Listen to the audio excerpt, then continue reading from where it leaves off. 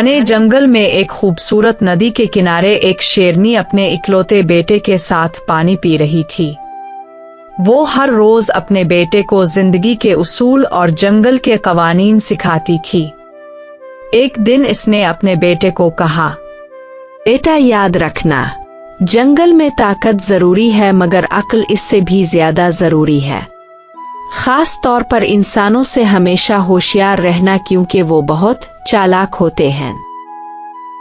मगर माँ, हम तो शेर हैं, सब हमसे डरते हैं, हमें अक्ल की क्या जरूरत। बेटा, ताकत एक हथियार है लेकिन अक्ल इसका इस्तेमाल करने का तरीका सिखाती है। अगर आप अपने दिमाग का इस्तेमाल नहीं करोगे तो आप बहुत जल्द लोगों के शिकार में फंस जाओगे।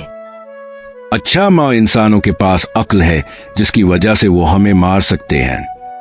जी बेटा, बिल्कुल, इंसान बहुत होशियार होते हैं, वो आपका शिकार भी कर सकते हैं। इसके बाद वो दोबारा जंगल की तरफ रवाना हुए। वक्त गुजरता रहा और आखिरकार शेरू बड़ा हो गया। एक दिन इसने अपने माँ से कहा, अम्मा, मैं अब बड़ा हो गया हूँ, क्या मैं अब शिकार के लिए जा सकता हूँ? जी बेटा, पर इंसानों से होशियार रहना, कहीं वो आपका ही शिकार ना कर ले। अगले दिन सुबह शेरू शिकार के लिए निकला।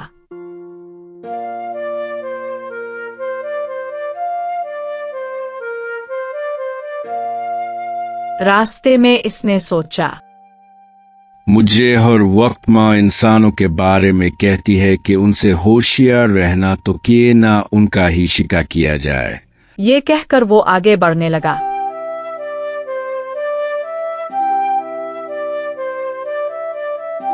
अचानक इसकी नजर एक गधे पर पड़ी। इसने सोचा, ये तो इंसान नहीं हो सकता क्योंकि इंसान तो बहुत ताकतवर होते हैं और ये कमजोर है। ये कहकर वो आगे बढ़ने लगा। काफी देर के बाद इसने एक ऊंट को देखा और सोचा, हाँ, ये इंसान हो सकता है क्योंकि ये इतना लंबा है। ये कहकर वो ऊंट के करीब गया और धावा। ये देखने के बाद ऊंट ने इससे कहा, पर अब मुझे क्यों मारना चाहते हैं? इसलिए क्योंकि तो इंसान है और मुझे माँ कहती थी कि इंसान बड़े ताकतवर होते हैं। लेकिन मैं तो इंसान नहीं। ये सुनकर वो आगे बढ़ने लगा।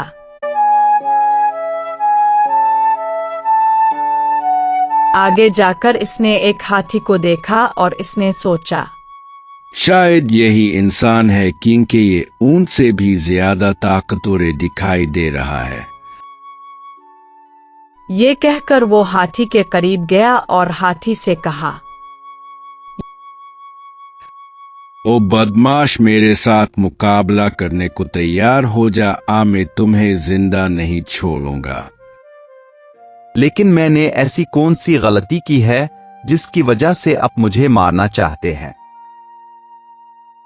क्योंकि तुम बहुत ताकतवर हो और आज मैं तुम्हें मार करके ये साबित करना चाहता हूँ कि मैं इंसान से ज्यादा ताकतवर हूँ और मैं सबसे पहला शिकार इंसान का करना चाहता हूँ। मगर मैं तो इंसान नहीं, इंसान तो मुझसे भी ज्यादा ताकतवर होते हैं। अच्छा, फिर इंसान होते कैसे हैं? ये सुनकर हाथी ने थोड़ा सोचा और अचानक इसकी नजर बंदर पर पड़ी जो ऊपर बैठा हुआ था और कहा, ये जो ऊपर दरख्त बंदर बैठा है, इंसान भी इसी तरह का होता है, लेकिन इसकी दुम नहीं होती और कद भी थोड़ा लंबा होता है। इतने में हाथी को दरख्त काटने की आवाज सुनाई दी। इसने शेरू से कहा, ये जो दरख्त काटने के आवाज आ रही है, ये इंसान की है क्योंकि दरख्त सिर्फ इंसान ही काटते हैं। ये सुनकर शेरू ने आवाज का पीछा किया। जैसे ही शेर ने इंसान को देखा, वो इसने सोचा, हाँ, ये इंसान है क्योंकि इसकी दुम भी नहीं है और कद भी लंबा है, लेकिन ये ऊंट और हाथी से कमजोर लग रहा है। ये कहकर वो इंसान के करीब गया और कहा, ओ इंसान, मेरे साथ मुकाबला करने के लिए तैयार हो जाओ। आज मैं तुम्हें जिंदा नहीं छोड़ूंगा। लेकिन अब मुझे क्यों मारना चाहते हो?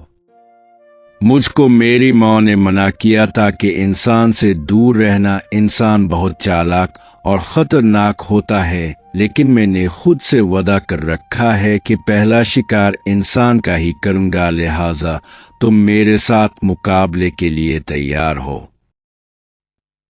इंसान घबराया, लेकिन इसने सोचा, मुझे ये जज्बात लग रहा है, क्यों ना इसकी जज्बात का फायदा लिया जाए।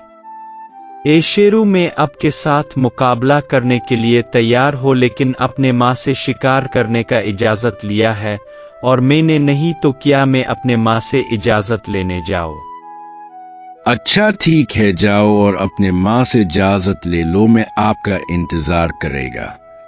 इंसान घबराया, लेकिन इसने सोचा और बोला, लेकिन मुझे अब पर यकीन नहीं, कहीं ऐसा ना हो कि मैं वापस आऊँ और आप भाग चुके हो, क्योंकि कल भी मेरे साथ मुकाबला करने के लिए एक शेर आया था, लेकिन जब मैं इजाज़त लेकर आया तो वो भाग चुका था।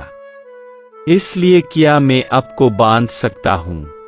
अच्छा ठीक, आपको अगर मुझ पर यकीन नहीं है तो मुझे बांध लो। इसके बाद इंसान ने शेरू को बांध दिया।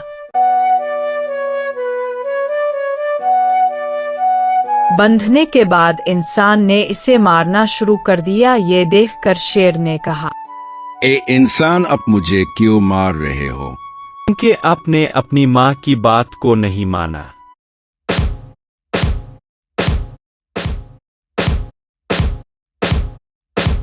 काफी देर मारने के बाद शेर ने रस्सी छोड़ी और भागने लगा। इसके बाद शेरू ने ये सीख लिया कि जो बड़ों की बातों पर अमल करता है वही कामयाब होता है। इस कहानी से हमें ये सबक मिलता है कि हमें हमेशा अपने माँ बाप और बड़ों की बातों को गौर से सुननी चाहिए और उन पर अमल करना चाहिए।